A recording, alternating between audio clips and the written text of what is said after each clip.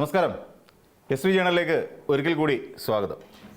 നമ്മുടെ കെ മുരളീധരൻ്റെ ചില കോമഡികൾ നമുക്ക് ഇന്ന് സംസാരിക്കാനുള്ളത്. കെ മുരളീധരൻ പറഞ്ഞിട്ടുള്ള ചില കാര്യങ്ങളെ കുറിച്ചോ അല്ലെങ്കിൽ കെ മുരളീധരനെ കുറിച്ച് ബാക്കിയുള്ളവർ പറഞ്ഞതോ ഒന്നും അല്ല. ചില കാര്യങ്ങൾ നമുക്ക് വിശദമായി പരിശോധിക്കേണ്ടതുണ്ട്. കാര്യം നമ്മുടെ സംസ്ഥാനത്ത് പനിമരണങ്ങളും പകർച്ചവ്യാധി മൂലമുള്ള മരണങ്ങളും ഇവിടെ വർദ്ധിച്ചുകൊണ്ടിരിക്കുന്ന സമയം. ഞാൻ പറയാൻ ഉദ്ദേശിച്ചത്, ഇതിനു മുൻപുണ്ടായിരുന്ന നമ്മുടെ മുഖ്യമന്ത്രിയായിരുന്ന ഉമ്മൻചാണ്ടി, അതായത് ഇന്ന് കുർബാനയ്ക്കായി ഇവിടുത്തെ കോൺഗ്രസ്സുകാരെല്ലാം പോകുന്ന വിശുദ്ധൻ എന്ന് പ്രഖ്യാപിക്കപ്പെട്ട ഉമ്മൻചാണ്ടി, ആ ഉമ്മൻചാണ്ടിയെക്കുറിച്ച് ഈ മഹാൻ ഒരു ദിവസം ഒരു വേദിയിൽ മൈക്ക് കെട്ടിവെച്ച് പ്രസംഗിച്ചത് ഉമ്മൻചാണ്ടി കരിഞ്ചന്തക്കാരുടെ ഏജന്റാണെന്നും അദ്ദേഹം ഈ പറയുന്ന പട്ടിണി പാവങ്ങളെ തെരുവിലിറക്കിയ ഒരാളാണെന്നും മൈക്ക് കെട്ടി പ്രസംഗിച്ചിരുന്നു. ആ കാലഘട്ടത്തിലാണ് രാജ്മോഹൻ ഉണ്ണിത്താൻ എന്ന് പറയുന്ന ഇന്ന് KPCC അധ്യക്ഷനാകാൻ വേണ്ടി മല്ലികാർജ്ജുൻ ഖാർഗെക്ക് കത്തെഴുതിയിട്ട് നിൽക്കുന്ന നേതാവ്, നാക്കിന് എല്ലില്ല എന്ന് പറയുന്ന ഒരു നേതാവ്, ആ നേതാവ് പറഞ്ഞ എന്താണെന്നറിയാമോ? നമുക്കെല്ലാവർക്കും അറിയാം, ഏറെക്കാലം ചർച്ച ചെയ്യപ്പെടുകയും ചെയ്തതാണ്.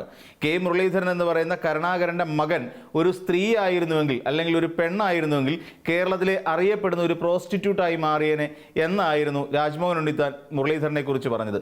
അതുമല്ല ഇവിടെ പറയാൻ ഉദ്ദേശിക്കുന്നത്. നമുക്കറിയാം, ഈ VD സതീശൻ എന്ന് പറയുന്നൊരു നേതാവ് ഇവിടെ കേരളത്തിൽ ശശി തരൂർ ഒരു ഗ്രൂപ്പായി മാറുമോ എന്ന് ചിന്തിച്ചു തുടങ്ങിയൊരു സമയമുണ്ടായിരുന്നു. മലബാർ യാത്ര എന്ന് പറഞ്ഞുകൊണ്ട് ഒരു യാത്ര നമ്മുടെ ശശി തരൂർ സംഘടിപ്പിച്ചിരുന്നു, അല്ലെ നടത്തിയിരുന്നു. അപ്പോൾ അതിനെതിരായിട്ട് മാധ്യമങ്ങൾ ഊതിപ്പെരുപ്പിച്ച ബലൂണുകളാണ് അതെല്ലാം എന്നായിരുന്നു ശശി തരൂരിനെ കുറിച്ച് VD സതീശൻ പറഞ്ഞത്. അന്ന് അതായത് ആ സമയത്ത് തന്നെ VD സതീശന് എതിരായി വെടിപൊട്ടിച്ച ഒരാളാണ് കെ മുരളീധരൻ എന്നുള്ള വ്യക്തി. ഞാൻ അതിനെക്കുറിച്ചുമല്ല പറയാൻ ഉദ്ദേശിക്കുന്നത്. കാരണം ഇത് ഇവർക്കിടയിൽ തന്നെയുള്ള ചില പ്രശ്നങ്ങളാണ്. വേറെ ഒരു കാര്യം പറയാൻ ഉദ്ദേശിക്കുന്നത്, കേരളത്തിൽ ചരിത്രത്തിൽ ആദ്യമായി ഒരിടത്ത് മുഖ്യമന്ത്രി അല്ലെങ്കിൽ ഒരു മന്ത്രിയായിരിക്കെ ഒരു മണ്ഡലത്തിൽ മത്സരിച്ച് പരാജയപ്പെടുന്ന അപൂർവ ചരിത്രം സൃഷ്ടിച്ച കഥയുമല്ല പറയാൻ തുടങ്ങുന്നത്. ഇവിടെ കഴിഞ്ഞ ദിവസം നിയമസഭയിൽ നിന്നുകൊണ്ട് 5 വർഷം റീൽസ് ഇട്ടുകൊണ്ട് 5 വർഷം റീൽസ് ഇട്ടതിനെ കുറിച്ചും തുടർന്ന് ഇവിടെ മറ്റെന്തൊക്കെയോ ചില നാടകങ്ങളും ഒക്കെ നടത്തി വീണ വായിക്കുകയും ചെയ്തു എന്നുകൊണ്ട് ഒരു പരിഹാസ രൂപേണ അദ്ദേഹം സഭയിൽ പ്രസംഗിക്കുകയുണ്ടായി. അതിന് ചുട്ട മറുപടിയുമായി വീണ ജോർജ് എന്ന് പറയുന്ന മുൻ ആരോഗ്യവകുപ്പ് മന്ത്രി രംഗത്തേക്ക് വരികയും ചെയ്തു. നല്ല കാര്യം തന്നെയാണ്. എന്നിട്ട് ഏറ്റവും ഒടുവിൽ വീണ ജോർജിൻ്റെ മറുപടിയെക്കുറിച്ച് മാധ്യമപ്രവർത്തകർ ചോദിച്ചപ്പോൾ ഈ പറയുന്ന ബുദ്ധിമാനായ ഈ കെ രാജൻ ഇദ്ദേഹത്തെ എന്താ പറയുക, നിപ്പ രാജാവ് എന്ന് വിളിക്കണോ എന്നൊക്കെ ചോദിച്ചിരുന്നു സഭയിൽ. അതിനെക്കുറിച്ചും അല്ല പറയാൻ ഉദ്ദേശിക്കുന്നത്. അപ്പോൾ ഈ ഇദ്ദേഹം തുള്ളിക്കൊണ്ടുപോയി. അതായത് നാട്ടുകാർ വീട്ടിലിരുത്തിയവർക്ക് എന്താണ് തന്നെക്കുറിച്ച് പറയാനുള്ള അധികാരം എന്ന് എന്താ പറയുക ധാർഷ്ട്യത്തോടു കൂടി ചോദിച്ചുകൊണ്ട് മാധ്യമപ്രവർത്തകരുടെ മൈക്ക് വരെ തള്ളിക്കളഞ്ഞ് ഈ മഹാൻ ഓടിപ്പോകുന്ന കാഴ്ചയും കേരളക്കാർ കണ്ടതാണ്. എന്നാൽ ഇതുമല്ല പ്രധാനപ്പെട്ട വിഷയം. ഇങ്ങനെ കയറി ചൊറിഞ്ഞു കഴിഞ്ഞപ്പോൾ, അതായത് 5 വർഷം റീൽസ് ഇട്ടു, അതിനുശേഷം വീണ്ടും 5 വർഷം വീണ വായിച്ചിരുന്നു എന്ന് പറഞ്ഞു പോയ അതിന് നല്ല കുറിക്കൊള്ളുന്ന മറുപടിയാണ് കഴിഞ്ഞ ദിവസം വീണ ജോർജ് ഫേസ്ബുക്കിൽ കുറിച്ചത്. അത് കൃത്യമായി കൊള്ളേണ്ടടുത്ത് തന്നെ കൊണ്ടു എന്നുള്ളതാണ് കെ മുരളീധരൻ എന്ന് പറയുന്ന നിലവിൽ ആരോഗ്യ വകുപ്പ് മന്ത്രി എന്ന് പറയപ്പെടുന്ന ആ മന്ത്രി കാണിച്ചത്. ഇപ്പോൾ അതാ നല്ല നടപ്പ് പഠിപ്പിക്കാൻ വേണ്ടി അച്ചടക്ക നടപടി ക്ലാസ്സിന് വേണ്ടിയിട്ട് ഇത്രയും പകർച്ചവ്യാധി കൂടി നിൽക്കുന്ന ഈ സാഹചര്യത്തിൽ നമ്മുടെ മുരളീധരൻ എന്ന് പറയുന്ന നേതാവ് അല്ലെങ്കിൽ മന്ത്രി വിളിപ്പിച്ചിട്ടുണ്ട് നമ്മുടെ സംസ്ഥാനത്തെ ആരോഗ്യ വകുപ്പിലെ ഉന്നത ഉദ്യോഗസ്ഥരെയെല്ലാം തിരുവനന്തപുരത്തേക്ക്. എന്തിനാണെന്നറിയാവോ? അച്ചടക്ക നടപടി ക്ലാസ് എടുക്കാൻ വേണ്ടി. അല്ലാതെ ഇവിടുത്തെ ഒരു ഏകോപനം എങ്ങനെ സാധ്യമാക്കണം എന്നതിനെക്കുറിച്ച് ചർച്ച നടത്താൻ വേണ്ടിയിട്ടല്ല എന്നുള്ളതാണ് ഇതിനകത്തിലെ ഏറ്റവും വലിയ വിരോധാഭാസം. ഇനി നമുക്ക് വീണ ജോർജ് ഫേസ്ബുക്കിൽ എന്താണ് കുറിച്ചിരിക്കുന്നതെന്ന് നോക്കാം. ഇതിൽ ഇത്രത്തോളം കൊള്ളാനുള്ള കാര്യം അപ്പോൾ ബാക്കി ഞാൻ പറഞ്ഞുതരാം. അതായത് വീണ ജോർജ് ഇതിന് മറുപടിയായി ഉത്തരവാദിത്വം മറക്കേണ്ട കെ മുരളീധരൻ, വളരെ കൃത്യമായ മറുപടിയാണ് കേട്ടോ. വിടുവായത്ത് നിർത്തി വകുപ്പിനെ ഏകോപനത്തോടെ നയിക്കൂ. 30 ദിവസത്തിനുള്ളിൽ സംസ്ഥാനത്ത് പനി ബാധിച്ചു മരിച്ചത് 87 പേരാണ്. പകർച്ചവ്യാധികളെ പ്രതിരോധിക്കാൻ ആരോഗ്യവകുപ്പിന് കഴിയുന്നില്ല എന്ന വിഷയത്തിൽ നിയമസഭയിൽ പ്രതിപക്ഷമുയർത്തിയ പ്രശ്നങ്ങൾക്ക് മുന്നിൽ ഉത്തരം മുട്ടിയപ്പോൾ 10 വർഷത്തെ റീൽസും 5 വർഷത്തെ വീണമീട്ടലും ആണ് പ്രശ്നം എന്ന് കെ മുരളീധരൻ പറഞ്ഞതായി കണ്ടു. സോണിയാഗാന്ധിയെ മദാമ്മയെന്നും. ഇനി അതാണ് ഏറ്റവും പ്രധാനപ്പെട്ട വീണ ജോർജ് പറഞ്ഞിരിക്കുന്ന പ്രധാനപ്പെട്ട പോയിന്റ്. സോണിയാഗാന്ധിയെ മദാമ്മയെന്നും അഹമ്മദ് പട്ടേലിനെ അലൂമിനിയം പട്ടേൽ എന്നും വിളിച്ച മുരളീധരനിൽ നിന്ന് ഒരു മാറ്റവും ഉണ്ടായിട്ടില്ലെന്ന് കെ മുരളീധരൻ ഇടയ്ക്കിടെ ഓർമ്മിപ്പിച്ചുകൊണ്ടിരിക്കുന്നു. സംഭവം മനസ്സിലായല്ലോ. കോൺഗ്രസുമായി പിണങ്ങിപ്പോയ സമയത്ത് ഇന്ന് രാഹുൽ ഗാന്ധി എന്ന് പറഞ്ഞാൽ അവരെ സംബന്ധിച്ചിടത്തോളം, കെ മുരളീധരനെ സംബന്ധിച്ചിടത്തോളം വിശിഷ്ട വ്യക്തിയാണ്, ദേശീയ നേതാവാണ്, കൺകണ്ട ദൈവമാണ്. അദ്ദേഹത്തിൻ്റെ പൂജാമുറികളിൽ ഗുരുവായൂരപ്പനോടൊപ്പം പ്രതിഷ്ഠിച്ചിരിക്കുന്ന മറ്റൊരു വിഗ്രഹം കൂടിയാണ് ഈ പറയുന്ന രാഹുൽ ഗാന്ധി. ഈ രാഹുൽ ഗാന്ധിയുടെ മാതാവും അതുപോലെ തന്നെയാണ് ഇന്ന് കെ മുരളീധരനെ സംബന്ധിച്ചിടത്തോളം. അന്ന് ഡിക്കൊണ്ടാക്കി മാറിയുന്ന സമയത്ത് കെ മുരളീധരനെ സംബന്ധിച്ചിടത്തോളം അന്ന് സോണിയാഗാന്ധി ഇറ്റലിക്കാരിയായി വെറും ഒരു മദാമ തന്നെയായിരുന്നു എന്ന് തന്നെയാണ് നമ്മൾ മനസ്സിലാക്കേണ്ടതുണ്ട്. ചെറിയാൻ ചെന്നത് വീണ ജോർജ് എന്ന് പറയുന്ന മുൻ ആരോഗ്യവകുപ്പ് മന്ത്രിയെയും അതോടൊപ്പം അതിനു മുൻപ് ഇവിടെ ഒരു വലിയ മാധ്യമപ്രവർത്തകയുമായിരുന്ന ഒരു വ്യക്തിയാണെന്നുള്ള കാര്യം കെ മുരളീധരൻ അങ്ങ് മറന്നുപോയി. ഇനി ബാക്കിയുള്ളത് വായിക്കാം. LDF സർക്കാരിൻ്റെ ആരോഗ്യ മേഖലയിലെ പ്രവർത്തനങ്ങൾ ഇപ്പോഴത്തെ ആരോഗ്യമന്ത്രിക്ക് പ്രശ്നമാകാം. കാരണം അന്ന് ഏറ്റവും കൂടുതൽ കള്ളങ്ങൾ പറഞ്ഞ് അന്യായമായും നീതിരഹിതമായും ആരോഗ്യവകുപ്പിനെയും മന്ത്രിയെയും പ്രതിപക്ഷത്ത് നിന്ന് ആക്രമിച്ചതിലും അധിക്ഷേപിച്ചതിലും മുന്നിൽ നിന്ന ആളുകളിൽ ഒരാളാണ് ഇന്നത്തെ ആരോഗ്യമന്ത്രി. അന്നത്തെ വാക്കുകളൊക്കെ ഇന്ന് ബൂമറാങ് പോലെ പറഞ്ഞവരിലേക്ക് ശക്തമായി തിരിച്ചെത്തുന്നത് നാം കണ്ടു തുടങ്ങിയിട്ടുണ്ട്. എന്തുകൊണ്ട് LDF കാലത്തെ ആരോഗ്യ മേഖലയിലെ പ്രവർത്തനം പ്രശ്നമായി മുരളീധരന് തോന്നുന്നു എന്നതിന് ഒന്ന് രണ്ട് ഉദാഹരണങ്ങൾ മാത്രം നോക്കാം. ശിവൻകുട്ടി, അതായത് ശിവകുമാറിൻ്റെ കാലത്ത് ഡെങ്കിപ്പനി മൂലമുള്ള മരണനിരക്ക് കേരളത്തിൽ 0.8 ആയിരുന്നത് കഴിഞ്ഞ വീണമീട്ടലിൻ്റെ കാലത്ത് 0.1% കുറച്ചു. ചരിത്രത്തിലെ ഏറ്റവും കുറഞ്ഞ മരണനിരക്ക്. അതായത് ഈ വീണമീട്ടിയ കാലവും റീൽസ് ഇട്ട കാലത്തെക്കുറിച്ചാണ് കെ മുരളീധരൻ ശ്രദ്ധിക്കേണ്ടത്. UDF കാലത്ത്, രണ്ടാമത്തെ പോയിന്റാണ്, UDF കാലത്ത് അടിസ്ഥാന സൗകര്യമില്ലാതെ ഇടുക്കിയിൽ ഒരു മെഡിക്കൽ കോളേജ് തുടങ്ങി. അതൊരു വെറുതെ വെപ്രാളം പിടിച്ചുള്ളൊരു തുടക്കമായിരുന്നു. അംഗീകാരം കിട്ടിയില്ല. എന്നാൽ കഴിഞ്ഞ 5 വർഷക്കാലം കേരളത്തിൽ തുടങ്ങിയത് 1 അല്ല 4 മെഡിക്കൽ കോളേജുകളാണ്. അംഗീകാരവും ലഭിച്ചു. വിദ്യാർത്ഥികൾ അവസാന വർഷത്തേക്ക് കടക്കുന്നു.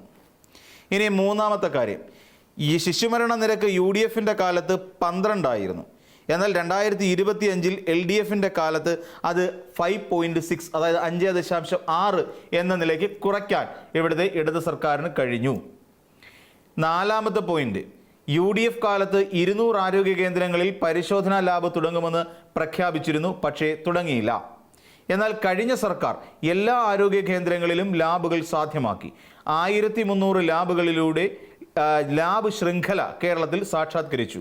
മാത്രമല്ല എല്ലാ ജില്ലകളിലും ജില്ലാ ആശുപത്രി തലത്തിൽ സൂപ്പർ സ്പെഷ്യാലിറ്റി ചികിത്സ സാധ്യമാകുന്നതിന് കാത്ത് ലാബ് തുടങ്ങി. ഇങ്ങനെ തുടങ്ങി ആയിരക്കണക്കിന് കാര്യങ്ങൾ. 30 ദിവസത്തിനിടെ 87 പേർ പനി ബാധിച്ചു കേരളത്തിൽ മരിച്ചു എന്ന യാഥാർത്ഥ്യത്തിൻ്റെ മുന്നിലാണ് ആരോഗ്യമന്ത്രി നിസ്സാരമായി കാര്യങ്ങളെ കാണുന്നത്. വകുപ്പിനെ ഏകോപനത്തോടെ നയിച്ച് ജനങ്ങളുടെ ആശങ്ക അകറ്റാൻ ഫലപ്രദമായ ഇടപെടൽ നടത്തുകയാണ് ആരോഗ്യമന്ത്രി ചെയ്യേണ്ടത്. വീണ ജോർജ് എന്ന് പറയുന്ന മുൻ ആരോഗ്യവകുപ്പ് മന്ത്രിയോട് പറയുന്നത് പൊട്ടൻ്റെ മുമ്പിൽ ശംഖൂതിയിട്ട് കാര്യമില്ല എന്നൊരൊറ്റ വാചകം മാത്രമാണ്. കാരണം അദ്ദേഹത്തിന് അറിയാം, അദ്ദേഹത്തിനെ കൊണ്ടൊന്നും ചെയ്യാൻ പറ്റില്ല എന്നുള്ള കാര്യം അദ്ദേഹത്തിന് അറിയാം. അദ്ദേഹത്തിന് ആകെ അറിയാവുന്നത് പരിഹസിക്കൽ മാത്രമാണ്. അപ്പോൾ വീണ ജോർജ് ഇങ്ങനെ ഒരു പോസ്റ്റ് ഫേസ്ബുക്കിൽ ഇട്ടതിന് ശേഷമാണ് ഈ മാധ്യമപ്രവർത്തകർ ഇങ്ങനെയൊരു ചോദ്യം കെ മുരളീധരനോട് ചോദിച്ചത്. എന്ത് പറയുന്നു ഇതിനെക്കുറിച്ച്? അപ്പോഴാണ് പറഞ്ഞത്, നാട്ടുകാർ വീട്ടിലിരുത്തിയ ഒരാൾ പറയുന്നതിനോട് നമ്മൾ എന്ത് പറയാനാണ്? എൻ്റെ പൊന്നു കെ മുരളീധര, ചില ചോദ്യങ്ങളുണ്ട് നമ്മുടെ മുന്നിൽ. 2024 ലോക്സഭാ തെരഞ്ഞെടുപ്പിൽ വമ്പൻ എന്ന മാർജിനിൽ, അല്ലെ വമ്പൻ എന്നുള്ള പേരും കൊണ്ട് അങ്ങ് തൃശ്ശൂരിലേക്ക് ഇറങ്ങിയപ്പോൾ എന്ത് കരുതി? അവിടുന്ന് വിജയിച്ച് അങ്ങ് കേന്ദ്രമന്ത്രിയായി വിലസാമെന്നായിരുന്നോ കെ മുരളീധരൻ വിചാരിച്ചത്?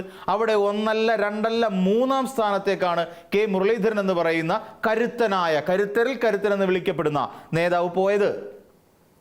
അങ്ങ് വടക്കാഞ്ചേരിയിൽ എന്താ സംഭവിച്ചതെന്ന് എല്ലാവർക്കും അറിയാമല്ലോ. വൈദ്യുത വകുപ്പ് മന്ത്രി എന്ന് പറയുന്ന നെറ്റിപ്പട്ടം ചാർത്തി നിൽക്കുന്ന ഗജവീരൻ അവിടെ പോയി മത്സരിച്ചപ്പോൾ പാലം വലിച്ച് തോൽപ്പിച്ച് നേരെ ഒന്നുമില്ലാത്ത അവസ്ഥയിലേക്ക്. അന്ന് നഷ്ടപ്പെട്ടത് KPCC അധ്യക്ഷ സ്ഥാനമാണെന്ന് എന്തുകൊണ്ടാണ് കെ മുരളീധരൻ ഓർക്കാതെ പോയത്? ഇതേ കെ മുരളീധരൻ എവിടെ വട്ടിയൂർക്കാവിൽ നിന്ന് ജയിച്ചതിന് ശേഷം പിന്നീട് ഇപ്പോഴല്ലേ ജയിക്കുന്നത്? വടകരയിൽ നിന്ന് MP ആയി പോയി. എന്തെങ്കിലും പ്രയോജനം നാടിനുണ്ടായോ? ഒന്നും ഉണ്ടായില്ല. അപ്പം ജയത്തേക്കാൾ അപ്പുറം തോറ്റമ്പിയിരിക്കുന്ന ഒരു നേതാവ് ഇത്തവണ തിരുവനന്തപുരത്ത് വട്ടിയൂർക്കാവിൽ നിന്ന് മത്സരിച്ചു ജയിക്കുന്നു. എങ്ങനെ? കഴിഞ്ഞ തദ്ദേശ സ്വയംഭരണ തെരഞ്ഞെടുപ്പുമായി ബന്ധപ്പെട്ടുകൊണ്ട് പരിശോധിച്ചാൽ തിരുവനന്തപുരത്തിന്റെ ചുമതല നൽകിയിരുന്നത് ആർക്കാണ് എന്ന് സുവ്യക്തമല്ലേ? ആർക്കായിരുന്നു? കെ മുരളീധരനായിരുന്നു തിരുവനന്തപുരത്തിന് ചുമതല നൽകിയിരുന്നത്, കോൺഗ്രസ് പാർട്ടി. എന്നിട്ട് എന്ത് സംഭവിച്ചു?